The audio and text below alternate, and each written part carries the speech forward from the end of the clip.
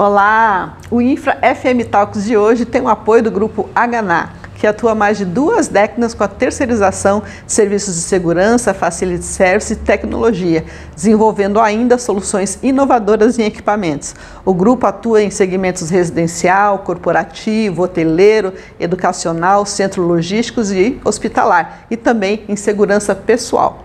Muito obrigada, Grupo Hana, pelo apoio.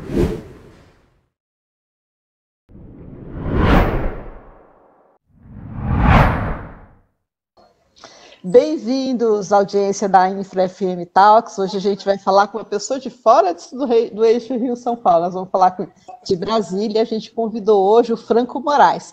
O Franco, ele atua desde 2015 como gerente de facilities na Íris Imóveis. Íris Imóveis Corporativos, que realmente fica em Brasília, né? E ele tem sob a responsabilidade dele, só para vocês terem uma ideia, mais de 175 mil metros quadrados de edifícios corporativos na sua gestão. E, além disso, né, como ele não tem muito tempo, ele também criou aí, junto com um colega, né, o grupo de Facilities Centro-Oeste, que ele daqui a pouco vai falar um pouquinho com a gente sobre isso. Franco, seja muito bem-vindo.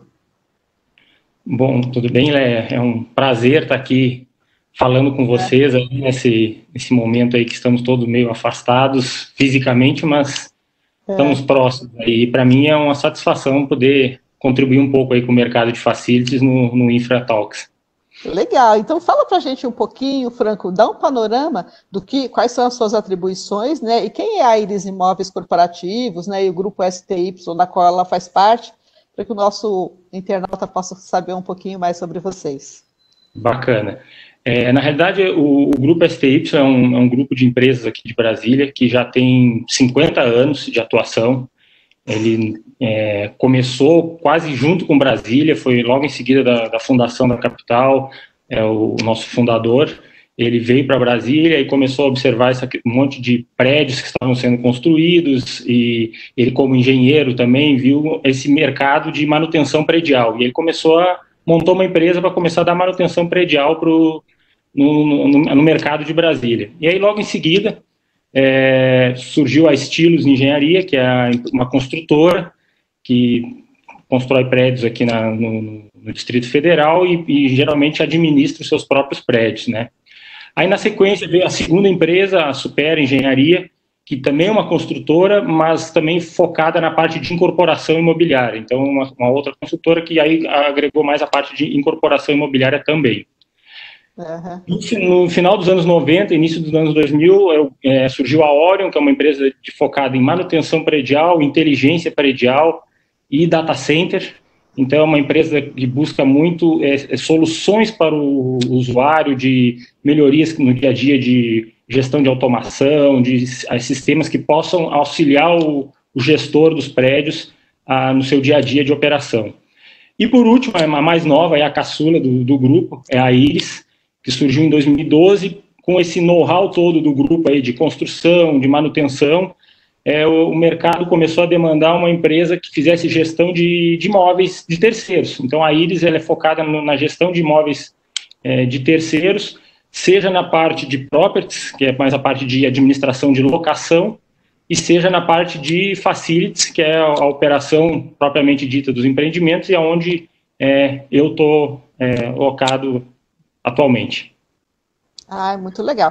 E me fala um pouquinho desses edifícios corporativos, de todos esses 1.000 metros quadrados que você cuida, né? Como é que foi essa rotina aí de pré-pandemia e para a retomada agora? Isso pegou, assim, não só nós, mas o mundo inteiro, meio que, como a gente diz, de calça curta, né? A gente começou a ver isso em janeiro, lá na China, começou a falar em Covid, coronavírus, aí em fevereiro o negócio começou a aparecer aqui no Brasil. A gente começou a observar, sempre achando que não ia ser na dimensão que isso tomou, mas aí em março, meados de março, o governador do Distrito Federal ele decretou o fechamento, né, dos estabelecimentos aqui em Brasília. Não foi um lockdown, mas foi um fechamento aí de praticamente escolas e parte do comércio, e isso aí acabou afetando o nosso dia a dia, que é a gestão de imóveis corporativos. Então, basicamente, o nosso grande cliente em Brasília é o governo, né? Então, os prédios do governo, não vou dizer assim, não fecharam, porque o governo não parou propriamente dito, mas 95% dos nossos usuários foram para casa. No pico ali, final de março, início de abril, eu estava com uma ocupação de, no máximo, 5% nos prédios. É muito pouca gente.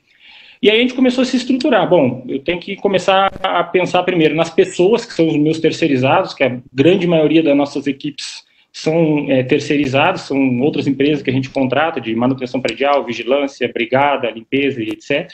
Tudo aí que envolve facilities. Nosso negócio a gente presta o serviço completo para o cliente nos nossos prédios. E aí primeiro a gente fez um mapeamento. Vamos ver primeiro quem que é do grupo de risco, quais são as empresas aí que tem pessoas no grupo de risco, já afastamos esse pessoal então já foi para casa. E aí o restante, a equipe que ficou, a gente não pode simplesmente fechar as portas dos prédios e ir embora, né? O prédio, como eu sempre digo, ele é um ser vivo, ele, tendo gente ou não tendo, você tem que estar dando atenção. Eu acho que até mais atenção quando ele está sem população, porque é um sistema de detecção de incêndio, é um grupo gerador que tem que atuar, porque a gente tem data centers dentro dos nossos prédios, os usuários estão em casa, mas eles estão trabalhando, então você tem que garantir que o data center do cliente está com a temperatura adequada. Então a gente montou uma escala, reduziu um pouco a aglomeração dos nossos terceirizados para dia sim, dia não, uns uma semana, outros, fizemos um rodízio aí e mantivemos até agora, a gente vem mantendo esse rodízio das pessoas, né? Porque acho que em primeiro lugar a gente tem que também, não é porque os usuários foram para casa que eu vou obrigar todos os meus terceirizados a falar, vocês têm que ficar agora aqui no prédio. Então a gente fez uma escala para também cuidar da saúde deles, e vem dando muito certo até o momento. E paralelo a isso, claro, a parte técnica e financeira, né? A gente tem que manter, como eu falei, os sistemas funcionando. Então, até agora a gente vem dando as manutenções, mantendo tudo conforme já tinha sido programado aí no dia a dia, as manutenções dos prédios. Legal. E durante todo esse processo e rotinas que vocês devem ter alterado, você acredita que vocês deve ter tido muito aprendizado com tudo isso, né? Que vocês vão permanecer com algumas ações, quer dizer, mudou alguma coisa aí no seu jeito de gerenciar com o aprendizado da pandemia? Com certeza mudou isso, não só para mim, mas eu acho que para todo facility aí, o público que está nos assistindo, eu acho que muita coisa vai mudar. E assim, às vezes eu comento que essa crise tem um lado ruim, claro, porque é a questão de saúde das pessoas, em primeiro lugar, que a gente tem que estar atento e dando esse suporte para quem precisar, se for o caso do nosso grupo. Mas, assim, como é que eu vou te falar? Muitas coisas a gente vai virar uma rotina. Como, por exemplo, eu dou exemplos clássicos aí de álcool gel. Eu acho que isso não acaba mais, até é um hábito de higiene que às vezes estava meio esquecido, que agora isso aí virou uma rotina, né? Então álcool gel, um distanciamento em alguns ambientes, talvez nos elevadores. Nesse momento a gente está até com uma redução de usuários dentro dos elevadores. Eu acho que isso, com o passar do tempo, vai acabar diminuindo. A gente vai ter que colocar mais gente dentro dos elevadores, porque eu imagino, hoje, como eu te falei, lá em abril eu estava com 5% da minha população, hoje eu estou com 15% do meu público, mais ou menos, que já voltou aí aos prédios. A gente ainda está conseguindo administrar essa questão de distanciamento, de poucas pessoas dentro do elevador, mas quando começar a voltar, não tem jeito, não tem como um prédio onde eu tenho 2.000, 3.000 pessoas, eu querer um elevador que comporta 20 pessoas, eu querer continuar com 5 como eu estou hoje, com 4. Aí eu vou aglomerar todo mundo no térreo. Então, tem essas coisas, eu acho que vão mudar, não tem como manter. Mas outras coisas, como eu te falei, o álcool gel, talvez uma medição de temperatura, para pelo menos quem tiver com febre,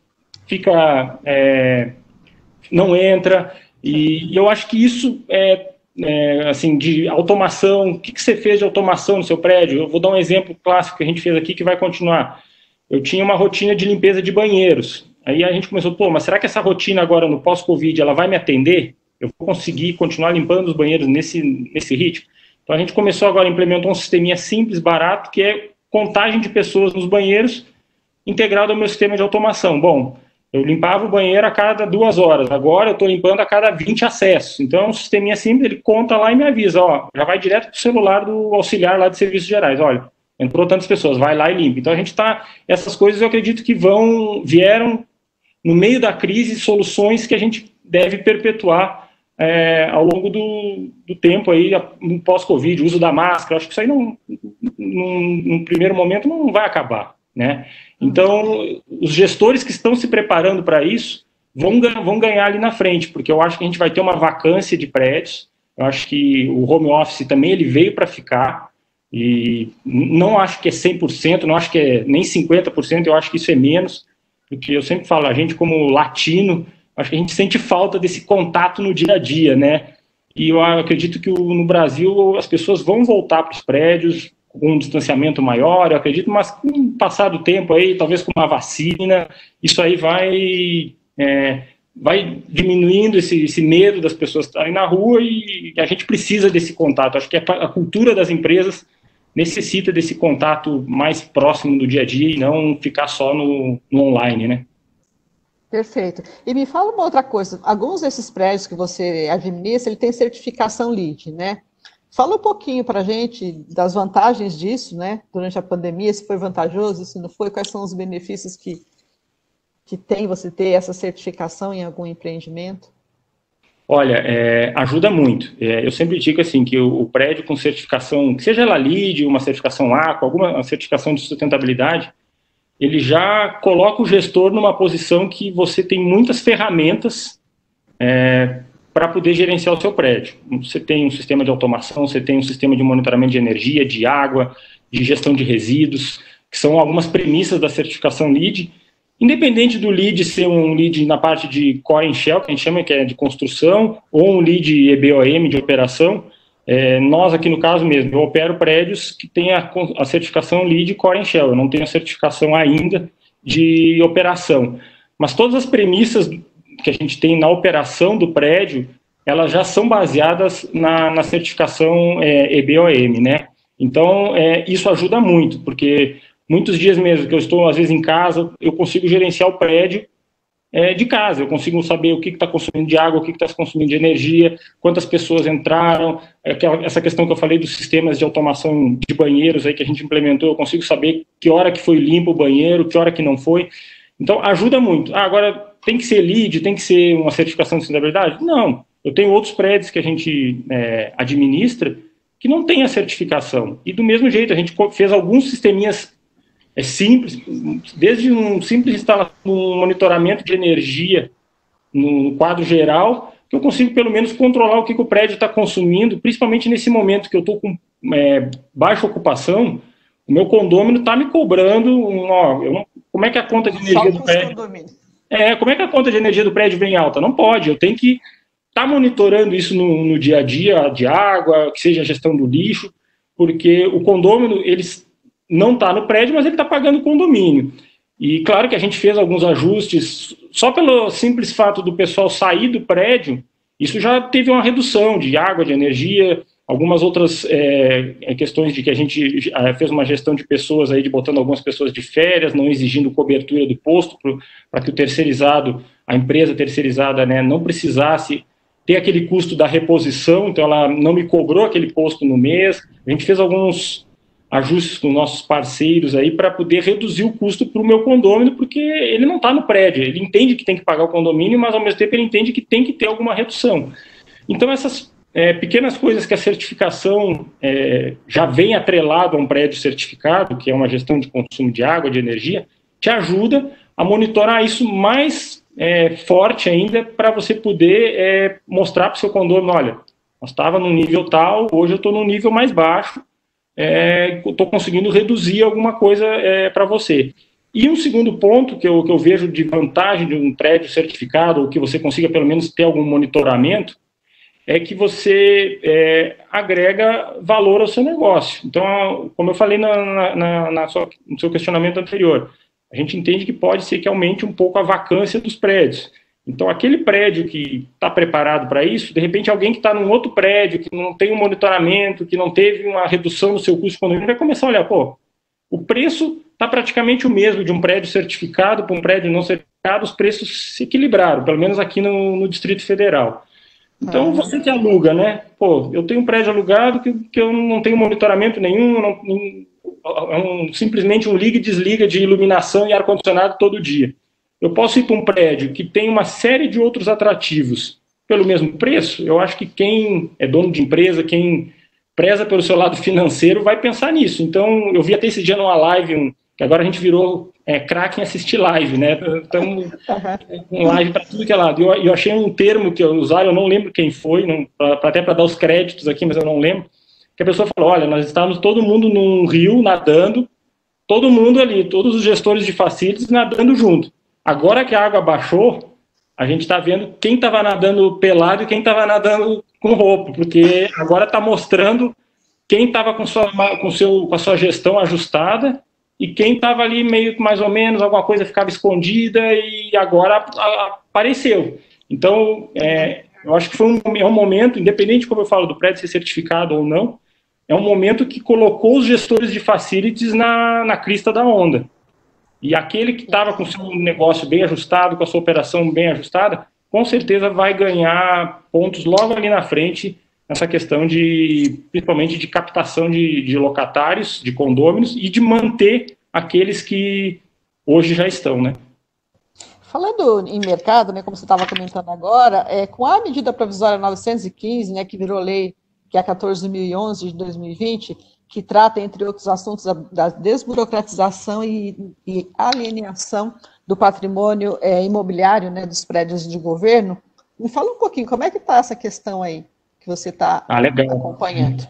Essa pergunta é legal, é muito interessante. A gente que vem na área, aí, trabalhando na área de facilities já há algum tempo, né, e aí a gente tem participado aí, eu tenho participado de algumas reuniões, você mesmo, inclusive, veio, a gente participou junto de alguns encontros aqui em Brasília sobre esse assunto.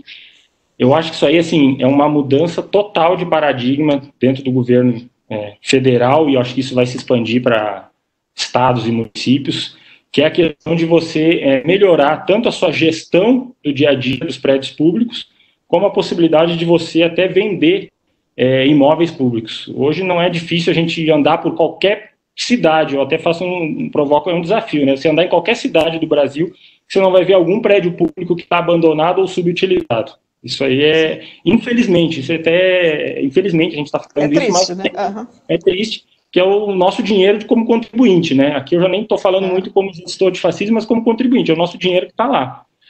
E, assim, muito prédio abandonado, o governo até tentou fazer algumas vendas, alguns negócios, mas às vezes a burocracia estatal acabava impedindo que a iniciativa privada se interessasse por esse negócio e acabava ficando os prédios lá se deteriorando, porque, como eu falei, né, prédio vazio, se você não tem alguém dando atenção, rapidinho ele se deteriora, perde valor.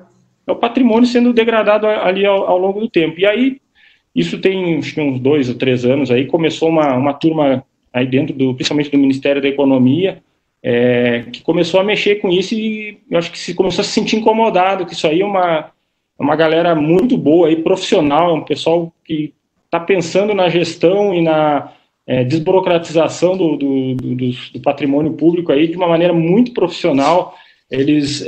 Essa lei, aqueles que estão nos ouvindo aqui que não tem um conhecimento ainda sobre a lei 14.011, ela foi sancionada, acho que, se eu não me engano, foi agora em junho, eu acho, A gente colocou no site, tem uma notícia sobre isso, no site da INPE.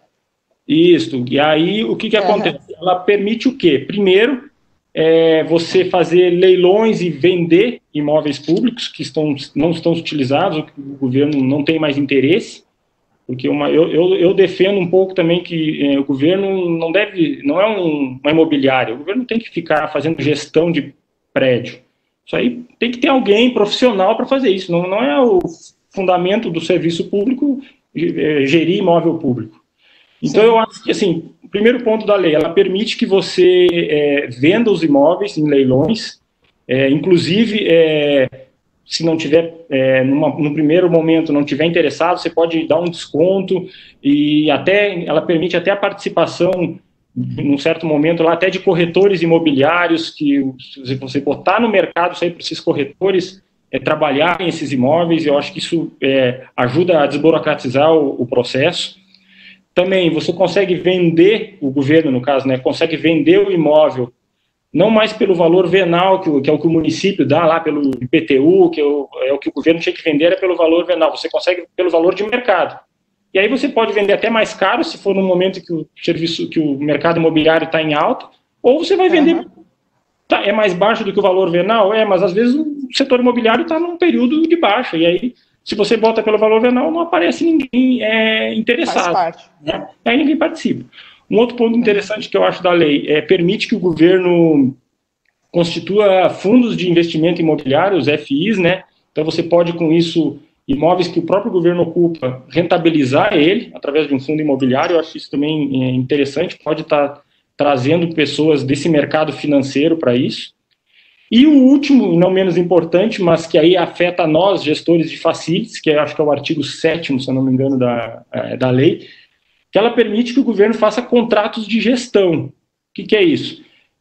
Por até 20 anos. O que é isso, então? O governo vai contratar um serviço profissional de facilities, de gestão, como eles chamam, para fazer a gestão desse prédio, desse conjunto de prédios, por um período de até 20 anos. Então, o governo vai botar empresas privadas ou profissionais, aí eu não sei se o governo também vai, de repente, pode até ser um pontapé inicial aí para o governo criar uma carreira de facilities dentro do governo, quem sabe, olha que legal, para abrir o mercado aí para os profissionais. Ou, se não for dentro do governo, através da iniciativa privada, empresas de gestão de facilities, e tem muitas aí, aqui em Brasília e no Brasil todo, aí, empresas boas que têm interesse nesse tipo de negócio, mas que não entram por uma questão, às vezes, até de falta de garantias jurídicas. E agora isso veio que permite que você, desde que você reforme um prédio e opere ele, que você até faça pequenas construções e você continue operando, porque hoje em dia o que às vezes acontece? O governo contrata uma empresa para construir um prédio. A construtora terminou o prédio, ela vai embora. Aí o governo ele assume a operação daquilo ali, às vezes sem ter um know-how. Às vezes não é nem por falta de proatividade, de vontade das pessoas que estão lá, mas às vezes a pessoa ela passou num concurso público, às vezes não é para ser gestor de facilities, não é para operar um prédio. E você sabe muito melhor do que eu que não é fácil operar um prédio, não. Pega uma pessoa aqui ele é engenheiro, mas passou por um concurso de analista, não sei do que, para fazer uma outra atividade, e põe ele lá para fazer a gestão. A pessoa, às vezes, primeiro, não gosta, porque se ela fez um concurso para uma outra área, porque às vezes ela não gosta daquilo ali, e às vezes não é nem porque não gosta, a pessoa está ali, tem boa vontade, mas não tem o know-how, não se especializou, não estudou em cima daquilo ali. Então, vamos pôr iniciativa privada para fazer isso, e às vezes a gente tinha muito no governo, mas aí eu vou botar iniciativa privada, fica muitas vezes, a iniciativa privada vem aqui só para ganhar dinheiro, que às vezes em umas reuniões aí eu comento com o pessoal, gente, todo mundo, não vamos ser hipócrita aqui de falar que ninguém quer ganhar dinheiro, todo mundo tem que ganhar, isso aí é uma relação... Faz parte, mas é um ganho sadio. O governo vai ganhar no dia a dia na operação, e isso, assim, eu posso dizer com a boca cheia, que eu tenho muitos locatários que são órgãos públicos e o pessoal fala, Franco, vale mais a pena, às vezes, eu estar num prédio aqui pagando até aluguel, mas eu estou com uma gestão eficiente, com um aluguel justo, do que eu estar, às vezes, num prédio do governo, mas que eu estou gastando a mesma coisa sem pagar aluguel, porque a operação fica muito cara, a gente não tem o know-how do dia a dia que vocês aí do mercado têm de contratar por serviço, que é uma coisa que o governo hoje não consegue fazer, ele contrata mão de obra, e você sabe que isso aí não existe mais. A gestão de facilities de um modo moderno, você contrata serviço, eu não preciso saber se eu tenho 1, 2 ou 3 eletricistas no prédio. Eu tenho que ter o meu prédio com energia todo dia. Agora, se a empresa consegue fazer com 1, com 2 ou com 10, aí vai de cada gestão. Claro que aí a gente tem que olhar o outro lado, né? O governo tem que ter muitas amarras, tem que ter bons SLAs, bons indicadores para poder cobrar essas empresas, porque senão fica muito fácil. Eu digo que faço com um e dou uma maquiada lá, ganho o contrato, e aí eu estou fazendo um negócio mal feito. Então, é importante que o governo também tenha pessoas e um contrato muito bem amarrado para poder cobrar as empresas. Eu acho que tem que ser uma relação muito, como eu digo, ganha-ganha. O governo eu vou cobrar e você vai me prestar o serviço que a gente combinou. Então, eu acho que isso, no mercado privado, funciona muito bem. No nosso mercado aqui, que no caso eu sou uma empresa privada e presto serviço em alguns prédios onde tem órgãos públicos. E funciona muito bem. A gente tem algumas áreas que você tem que todo mês prestar contas de alguns serviços, e isso eu acho que funciona muito bem. Só vejo ganhos nessa lei. E eu só reforço que tem que ser uma política de governo e não uma política do governo. Isso tem que ser uma coisa que tem que se perpetuar, não é governo A, B ou C. Vamos ver se isso aí se mantém ao longo das trocas de governo, que é natural essa mudança de poder, mas que essa política continue. Legal, Franco. E agora fala um pouquinho para mim. Você também, né, é um dos fundadores do grupo de profissionais de facilities aí da região do Centro-Oeste. E me fala rapidamente aí como é que surgiu a ideia do grupo, como é que vocês estão trabalhando. Isso aí é como você falou, né? A gente não tem nada para fazer, aí resolveu juntar mais uma atividade aí. Isso aí desde 2015 que eu comecei na área de facilities, a gente começou a sentir, eu senti aqui no DF uma falta de cursos, de juntar os profissionais, muita gente fazendo muita coisa boa, mas cada um no seu quadrado. E aí, fazendo um curso aí em São Paulo, inclusive, lá com a FS Educa, eu acabei fazendo um curso lá, e aí um outro colega que eu não conhecia aqui de Brasília, o Luiz Henrique, também fez numa outra turma, a gente acabou se conhecendo aqui em Brasília, e a gente bolou aquela ideia, mas vamos juntar o pessoal aqui de Brasília, a gente vê muito isso em São Paulo, no Rio, a galera se une em grupos, tem a Abrafac, tem os outros grupos aí em São Paulo, que o pessoal debate muito, a gente participava meio que à distância daqui, ia num congresso infra, mas é longe, é ruim de ir, então, vamos juntar uma galera aqui. E aí a gente começou, isso no final de 2018, início de 2019, criamos um grupo no WhatsApp primeiro, e juntando, convidando um profissional aqui, outro ali, e aí a coisa foi agregando, entrava uma pessoa já de Goiás, daqui a pouco entrou do Mato Grosso do Sul, hoje nós temos gente aí do Centro-Oeste inteiro participando do grupo, estamos com 220 pessoas no nosso gruro.